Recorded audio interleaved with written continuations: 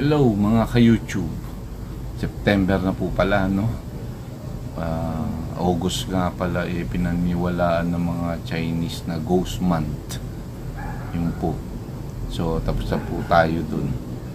September na po kasi.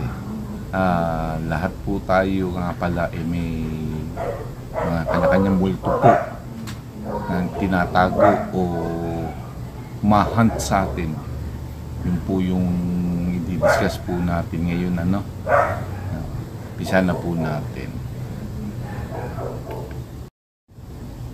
Ang multo palang ibig ko pong sabihin ay hindi po yung si Casper po, yung praying ghost, hindi po yung mga white lady, yung multo na nasa sa atin po, yung ating multo po, yung ito po yung mga nakaraan po natin na hindi po siguro natin natapos o mga o ano man, basta yung ginawa tayo nung nakaraan natin na ngayon minumulto tayo. Yun po ibig sabihin ko po nun, no?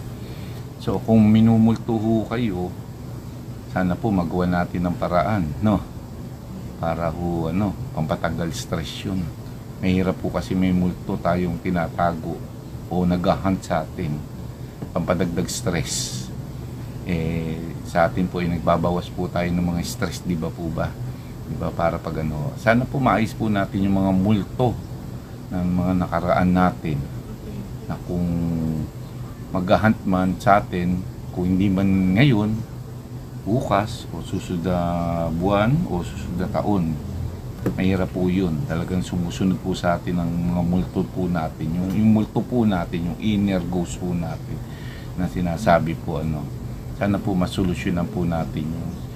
Pag nasolusyonan po natin yun, mababawasan po tayo ng stress sa buhay. Alam niyo naman po sa atin, no?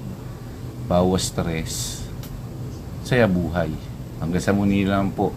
Ito po si Yanos, nagsasabing ang katulog po ng mahimbing, masarap ang tulog, at baka naghihilig pa ho yun.